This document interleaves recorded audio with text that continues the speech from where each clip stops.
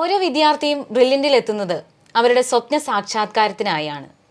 ഈ സ്വപ്നങ്ങൾക്ക് ചിറകേകുവാൻ അനേകം അധ്യാപകരാണ് ബ്രില്യൻറ്റിലുള്ളത്. ഇന്ന് നമ്മോടൊപ്പം ഉള്ളത് ബോട്ടണി ഡിപ്പാർട്ട്മെന്റിലെ ഏറ്റവും പ്രഗത്ഭനായ അധ്യാപകൻ ഡോക്ടർ PO അഗസ്തി സാറാണ്.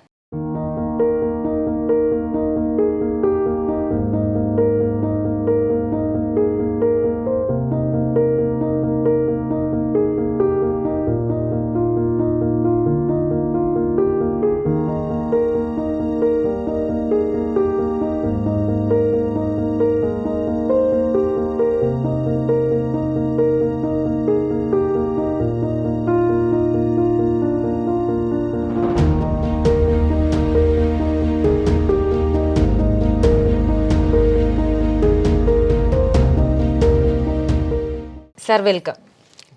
സർ, നമുക്കറിയാം ഇന്നത്തെ നമ്മുടെ ബ്രില്യൻറ്റിൻ്റെ ആ ഒരു വളർച്ചയെ പറ്റി. ഇപ്പോൾ സാറിന് അധ്യാപന ജീവിതത്തിലേക്ക് അത്രയും ഇഷ്ടമുണ്ടായിട്ട് തന്നെയാണ് സാർ ഈ ഒരു അധ്യാപന ജീവിതം തന്നെ തിരഞ്ഞെടുത്തത്. അപ്പോൾ ആ ഒരു നാൾ വഴികളെ പറ്റി നമ്മളോടൊന്ന് സംസാരിക്കാമോ? ഓക്കെ. അപ്പോൾ എൻ്റെ അധ്യാപന ജീവിതത്തെ പറ്റി പറയുമ്പോൾ എനിക്ക് ആദ്യം ഓർമ്മ വരുന്നത് ഞാൻ എൻ്റെ ടീച്ചിങ് പ്രൊഫഷൻ തുടങ്ങിയത് ഈ ബ്രില്യൻറ്റിലാണ്. അതായത് 1986 നമ്മുടെ ബ്രില്യൻറ്റ് തുടങ്ങുന്നത് 1984. അപ്പോൾ 4 കഴിഞ്ഞ് 2 വർഷം കഴിഞ്ഞ് ഞാൻ എൻ്റെ അധ്യാപനം തുടങ്ങിയത് ഈ ബ്രില്യൻറ്റിൽ. അന്ന് ക്രാഷ് കോഴ്സല്ല, ഒരു ഷോർട്ട് ടേം കോഴ്സാണ്. അപ്പോൾ അതിൽ എന്നെ ജോർജ് സാറാണ് ഈ ടീച്ചിങ് പ്രൊഫഷനിലേക്ക് കൊണ്ടുവന്നത്. അതിൻ്റെ പുറകിലൊരു ചരിത്രമുണ്ട്. ഈ ജോർജ് സാറ്, സെബാസ്റ്റ്യൻ സാറ്, ഈ സ്റ്റീഫൻ സാറ്, ഞങ്ങൾ ഒരു നാട്ടുകാരായിരുന്നു. ഞാൻ പഠിക്കുന്ന കാലത്ത് ഞങ്ങൾ പൈകയിലായിരുന്നു താമസിക്കുന്നത്.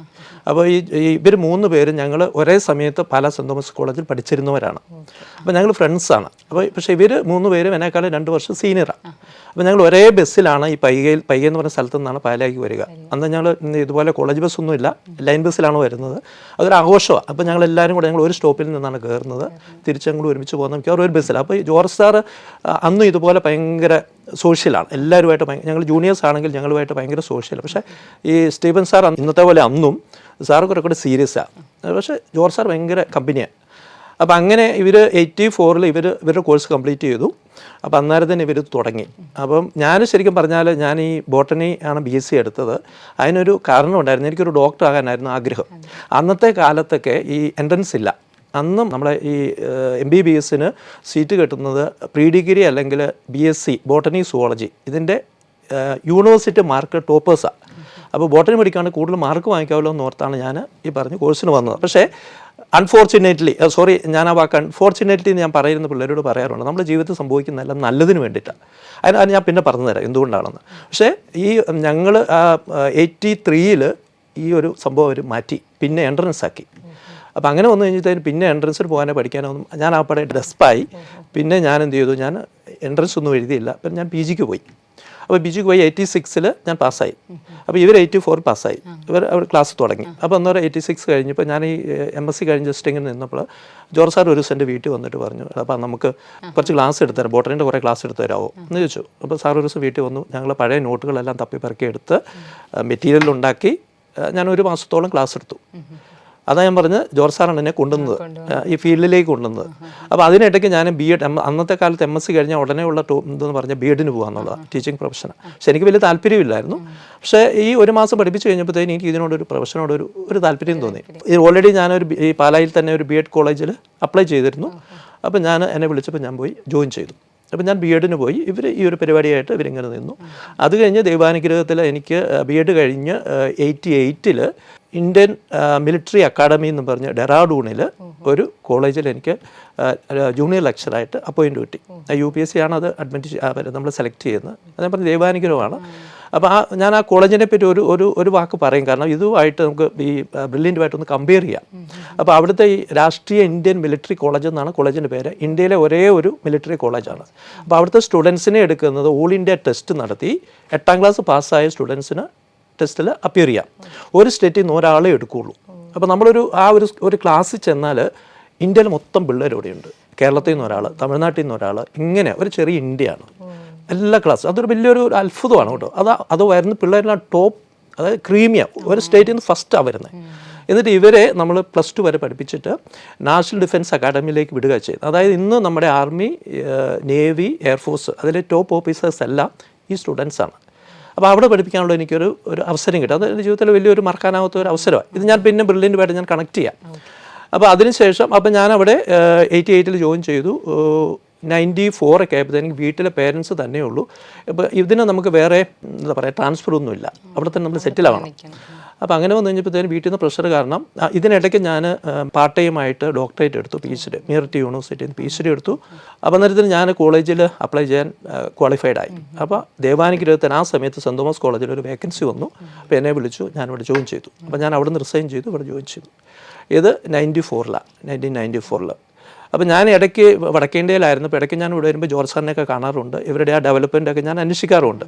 ഇനി 94 മുതൽ ഞാൻ 2018 റിട്ടയർ ചെയ്യുന്നത്. അപ്പോൾ ആ ഒരു സമയം വരെ ഞാൻ കോളേജിൽ, നമുക്കറിയാം സെൻറ് തോമസ് കോളേജ് എന്ന് പറയുന്നത് ഇവിടുന്ന് 1 കിലോമീറ്ററേ ഉള്ളൂ. പുറത്തിരുന്നുകൊണ്ട് ഈ കോളേജിൻ്റെ ഡെവലപ്മെൻറ്റ് ഇങ്ങനെ വളരെ കൗതുകത്തോടെ ഞാൻ നോക്കാറുണ്ട്. ചിലപ്പോഴൊക്കെ എനിക്ക് ഭയങ്കര വണ്ടറായിട്ടുണ്ട്. കാരണം ഞാൻ ഇവരെ 3 പേരെ സന്തോഷ് സാർ അത് കഴിഞ്ഞാൽ വരുന്നത്. അപ്പോൾ ഞാനിങ്ങനെ വാച്ച് ചെയ്തുകൊണ്ടിരിക്കുന്നത് ഇവരുടെ ഓരോ ഡെവലപ്മെൻറ്റ്. അതായത് ആദ്യം ഇവർ തുടങ്ങിയത് അൽഫോൻസോ കോളേജിൻ്റെ ഫ്രണ്ടിൽ ഒരു ചെറിയ കെട്ടിടത്തിലാണ്, അവിടെയാണ് ഞാൻ ക്ലാസ് എടുത്തത്. അത് കഴിഞ്ഞിട്ട് പിന്നെ നമ്മൾ ഈ അരുണാപുരത്തുള്ള കൊട്ടാരം കോളേജ് എന്ന് പറഞ്ഞ് അവിടേക്ക് ഷിഫ്റ്റ് ചെയ്തു. പിന്നെ ഈ മുത്തോലി ക്യാമ്പസിൽ വന്നു. ഇതൊക്കെ ഞങ്ങളിങ്ങനെ വാച്ച് ചെയ്യുന്നുണ്ടിരിക്കും. ടീച്ചേഴ്സിൻ്റെ പ്രൊഫസേഴ്സിൻ്റെ ഇടയ്ക്ക് ഇതൊരു വലിയൊരു ചർച്ചാ വിഷയമാണ്. എല്ലാ വർഷവും ഇതിനെപ്പറ്റി ചർച്ച ചെയ്യണം. എന്നാൽ എപ്പോഴാണെന്നറിയോ, അതായത് നമ്മുടെ റിപ്പീറ്റേഴ്സിൻ്റെ അഡ്മിഷൻ്റെ അന്ന് ഇവിടെ ഭയങ്കര തിരക്കാണ്, പാലാ മൊത്തം ബ്ലോക്ക് ആവും. അപ്പോൾ ഞങ്ങൾ പറയും അവിടെ ബ്രില്യൻ്റിൽ അഡ്മിഷൻ തുടങ്ങിയിട്ടുണ്ട്. അപ്പോൾ എപ്പോഴും എല്ലാവരും ഇതൊരു അത്ഭുതമാണ്, ഇതെന്തൊരു സംഭവം എന്ന് എല്ലാവർക്കും ഒന്നും മനസ്സിലാകുന്നില്ല. സാറ് പറഞ്ഞ പോലെ ഈ പ്രാവശ്യത്തെ ആണെങ്കിലും നമ്മളതൊന്ന് കാണേണ്ട അതാണ് പറയുന്നത്. അപ്പോൾ കോളേജിലെല്ലാം അതൊരു ചർച്ചാ വിഷയമാണ്.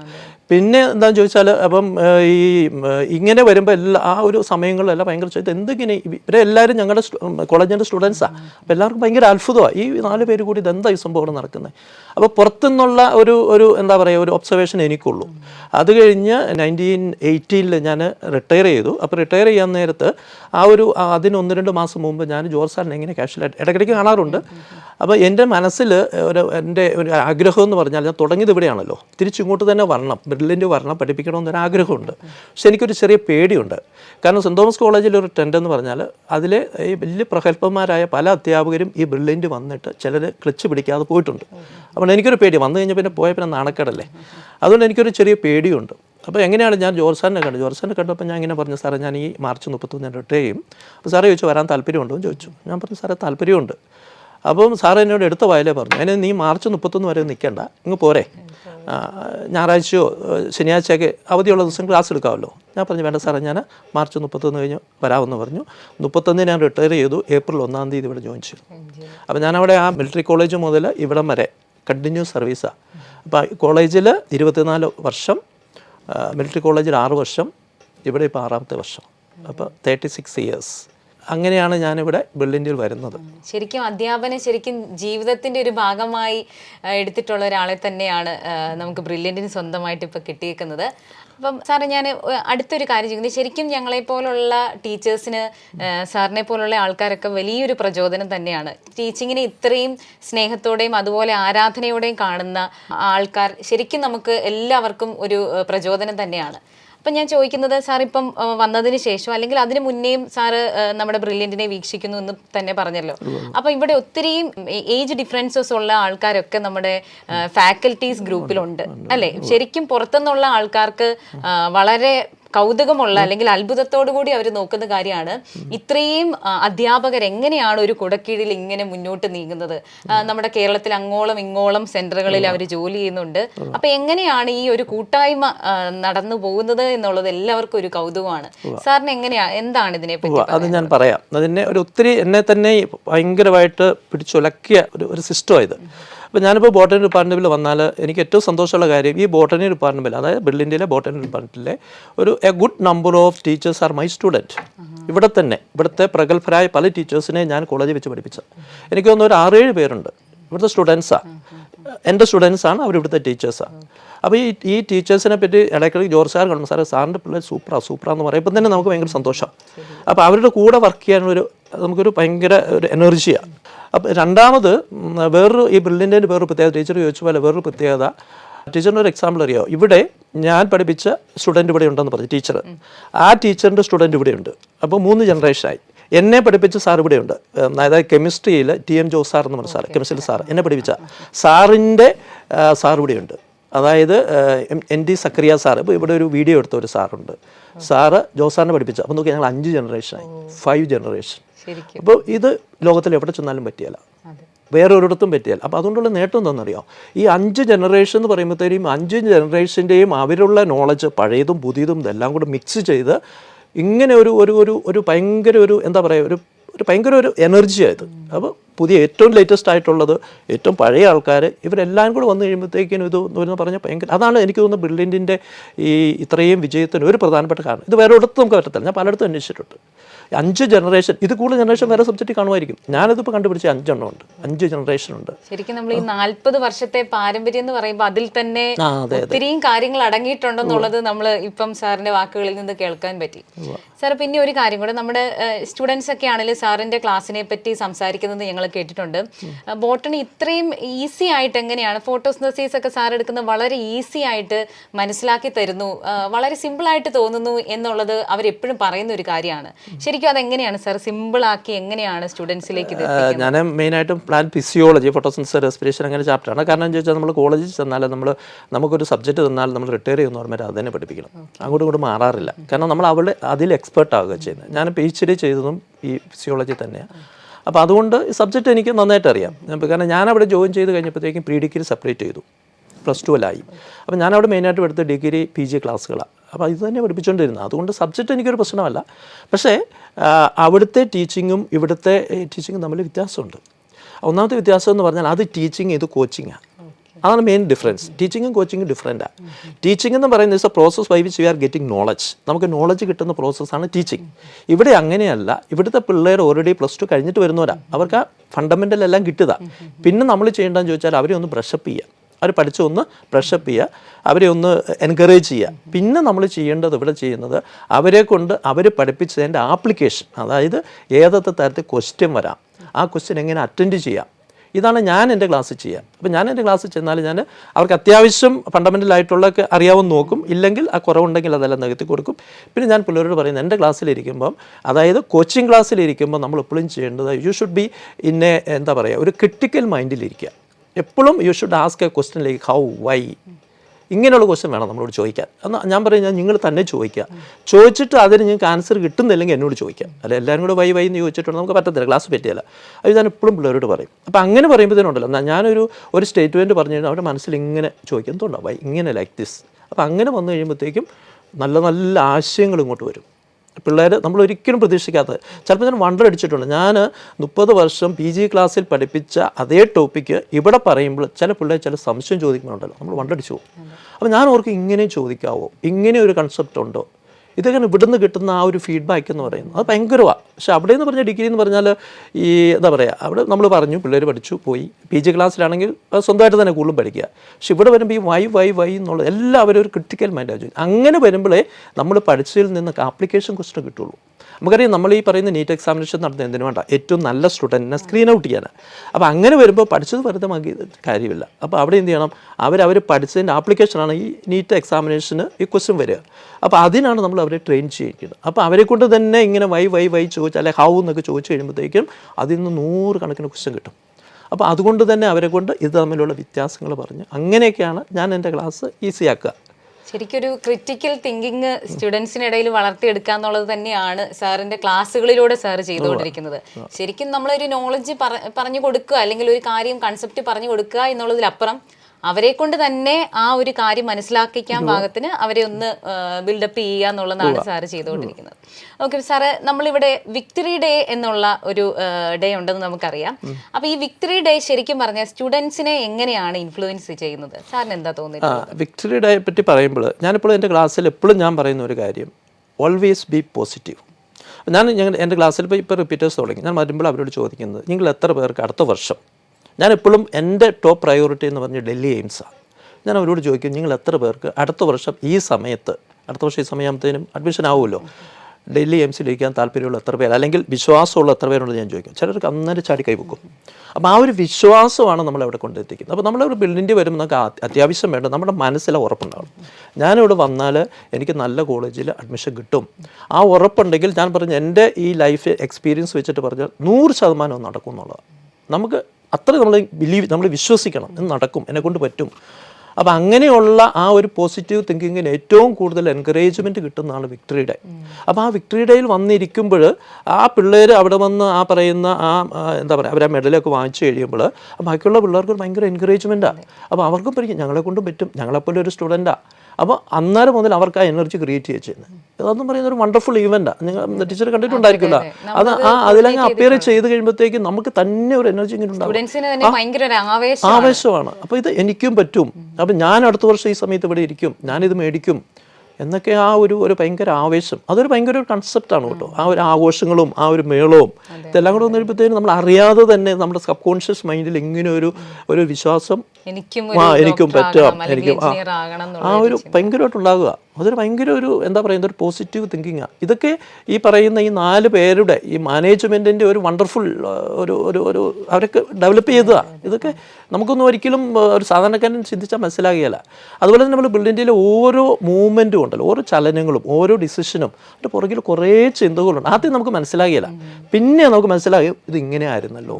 അതൊക്കെ എന്ന് പറയുന്ന ആ മാനേജ്മെൻറ്റിൻ്റെ ഈ 4 പേരുടെയും ഭയങ്കര എന്താ പറയുക, ഭയങ്കര ഫ്യൂച്ചറിനെ പറ്റിയുള്ള ആ ഒരു ചിന്തകൾ അത് ഭയങ്കര വണ്ടർഫുൾ ആകട്ടോ. ശരിക്കും നമ്മുടെ ബ്രില്യൻറ്റിന്റെ നെടുംതൂണുകൾ തന്നെയാണ് നമ്മുടെ 4 ഡയറക്ടേഴ്സും, അതിൽ യാതൊരു സംശയമില്ല. സാർ, അടുത്തത് എനിക്ക് ചോദിക്കാനുള്ള ഒരു കാര്യം, സാറിന് ഇത്രയും പല ഇൻസ്റ്റിറ്റ്യൂഷനുകളിൽ വർക്ക് ചെയ്തിട്ടുള്ള ഒരാളാണ് സാർ. അപ്പോൾ സാറിന് നമ്മുടെ ബ്രില്യൻറ്റിന്റെ മാനേജ്മെന്റ് സിസ്റ്റവും ബാക്കിയും കൂടെ കമ്പയർ ചെയ്യുമ്പോൾ എന്താണ് തോന്നുന്നത്? ഞാനത് വളരെ സിമ്പിളായിട്ട് ഞാൻ പറയാം. അതായത് ഒന്നാമത്തെ കാര്യം, ഞാൻ ആദ്യം വർക്ക് ചെയ്തത് ഡിഫൻസ് മിനിസ്ട്രിയിലാണ്. ഇന്ത്യയിൽ ഏറ്റവും കൂടുതൽ നമ്മൾ പറയുന്ന പട്ടാളം എന്നൊക്കെ പറയുമ്പോൾ തന്നെ ഭയങ്കര ചിട്ടയും എല്ലാ കാര്യങ്ങളെല്ലാം വളരെ കടുകട്ടിയാണ്. പക്ഷേ പിന്നെ ഞാൻ ഈ കേരളത്തിലെ ഹയർ എഡ്യൂക്കേഷൻ ഡിപ്പാർട്ട്മെൻറ്റിൽ വർക്ക് ചെയ്തു. അവസാനമാണ് ബ്രില്യൻറ്റ് വരുന്നത്. പക്ഷെ ഞാൻ 3 വർക്ക് ചെയ്തിട്ടും എനിക്ക് അത്ഭുതം തോന്നുന്നത് ഇതുപോലെ ഒരു സിസ്റ്റം, ഇതുപോലെ പെർഫെക്റ്റ് ആയിട്ടൊരു സിസ്റ്റം ഞാൻ പറഞ്ഞാൽ ഇന്ത്യൻ ഡിഫൻസ് എന്ന് പറഞ്ഞാൽ ഏറ്റവും പെർഫെക്റ്റാണ്. അവിടെ പോലും പറ്റാത്ത ഒരു പെർഫെക്ഷൻ ഇവിടെയുണ്ട്. അതിനൊരു സിമ്പിൾ എക്സാമ്പിൾ ഞാൻ പറയാം. നമ്മളെല്ലാവരും വർക്ക് ചെയ്യുന്ന ശമ്പളത്തിനും കൂടി വേണ്ടിയാണല്ലോ അല്ലേ. ശമ്പളം കിട്ടുന്ന ദിവസമാണല്ലോ നമുക്ക് ഏറ്റവും കൂടുതൽ സന്തോഷമുള്ളത്.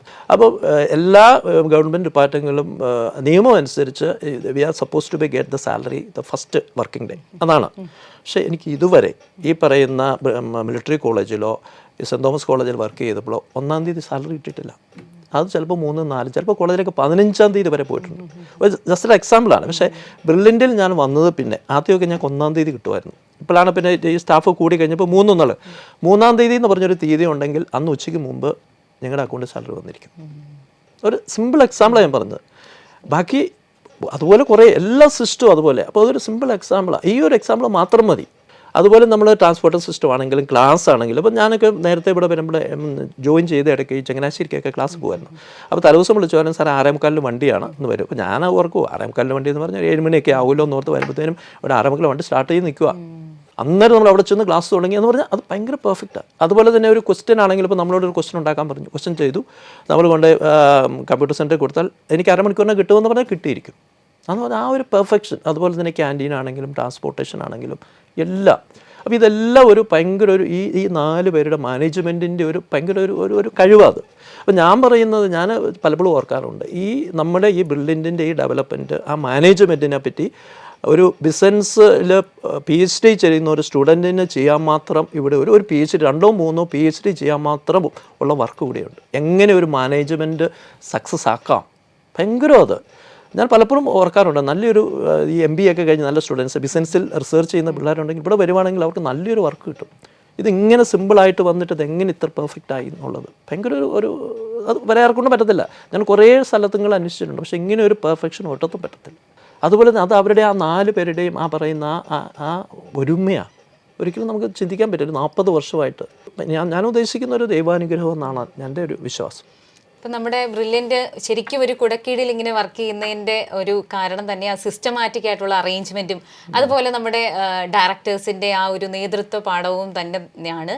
അങ്ങനെയെങ്കിൽ നമുക്കിനി സാറിൻ്റെ ഫാമിലിയെ ഒന്ന് പരിചയപ്പെടാം. ജസ്റ്റ് ഒന്ന് പരിചയപ്പെടുത്താം സാർ. എൻ്റെ ഫാമിലി, എൻ്റെ വൈഫ് അനിത സ്കൂളിൽ വർക്ക് ചെയ്യാണ്, ഹൈസ്കൂൾ ടീച്ചറാണ്. എനിക്ക് 2 മക്കളാണുള്ളത്. മൂത്തയാൾ ഇവിടുത്തെ സ്റ്റുഡൻ്റാണ്, MBBS കഴിഞ്ഞു. ഇപ്പോൾ അവൾ PGയുടെ എൻട്രൻസിന് പഠിക്കുക.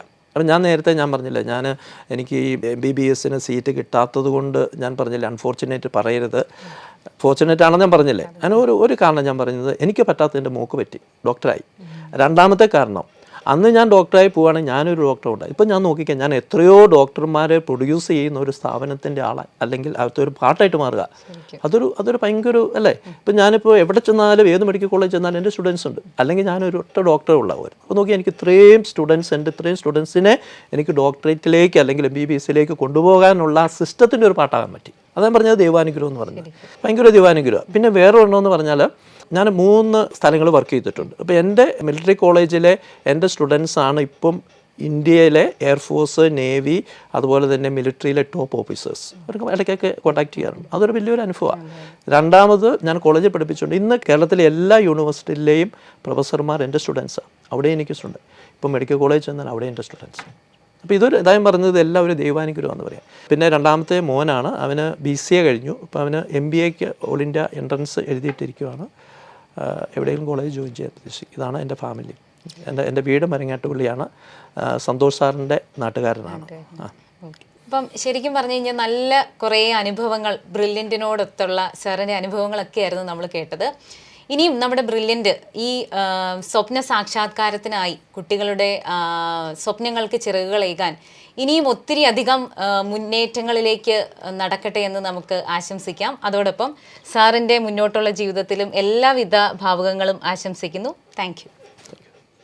എൻട്രൻസ് സംബന്ധമായ വാർത്തകളും അപ്ഡേഷനുകളും ഏറ്റവും വേഗം ആധികാരികമായി അറിയാൻ ബ്രില്യൻ സ്റ്റഡി സെന്റർ പാല യൂട്യൂബ് ചാനൽ സബ്സ്ക്രൈബ് ചെയ്യുക, ബെൽ ഐക്കൺ അമർത്തുക, ഈ വീഡിയോ മറ്റു സുഹൃത്തുക്കളിലേക്കും മാക്സിമം ഷെയർ ചെയ്യുക.